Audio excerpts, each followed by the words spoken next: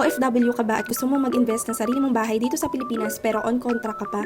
Good na sa mga kababayan natin abroad dahil pwede tayong mag-virtual tripping. Ang kailangan lang natin ay may representative o yung tinatawag natin na attorney in fact dito sa Pilipinas. Share ko lang yung isang client namin ng isang OFW na nag-inquire sa aming TikTok account na interested daw talaga siya sa Linville, Santo Tomas, Batangas dahil nagustuhan niya ito at nagandahin siya sa bahay.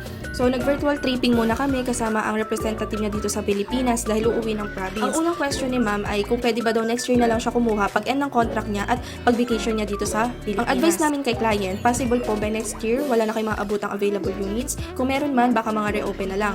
At alam naman natin na mabilis talaga tumaas ang value ng property. Kaya kung makakapag-decide kayo this month or this year, mas maganda kung makapag-secure na kayo ng unit nyo habang nasa pre-selling stage pa o pre-availing price. Sa ganitong way, sure na meron na kayong unit at makakasabay kayo sa mababang presyo. Dito rin po may mga hospital and schools dito. Papunta to ma'am sir ng SM Lipa. Pag diniretso natin yan. Tapos po, dito ma'am, dito tayo galing. Ito po yung papunta ng MRTP at saka sa bypass po. Tapos po, and then ito na po yung pinaka-development area po. Along National Road lang din po. Ito yung National Road. Pre-selling ko lang po, ongoing po yung land development natin. So ayan yung mga drainage na gagamitin po. Ayan ma'am. As you can see po, nagpapatag pa lang po sila ng kalsada ng pinaka-nadaanan natin papunta dun sa loob ng subdivision. Okay.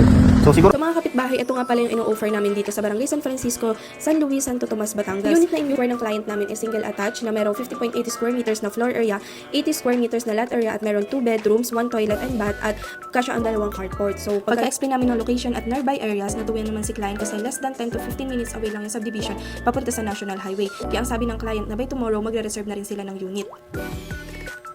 Kaya kung isa ka ring OFW na gustong mag-invest ng bahay katulad ng client namin, kahit nasa abroad ka man o busy ka dito sa Pilipinas, pwede ka mag-virtual tripping with us. Message mo lang kami para mabigyan ka namin ng full details at para makahabol ka pa sa promo na 150,000 all-in down payment at 6,000 reservation fee. Baka ikaw na rin ang susunod na homeowner dito sa Linville, Santo Tomas, Batangas.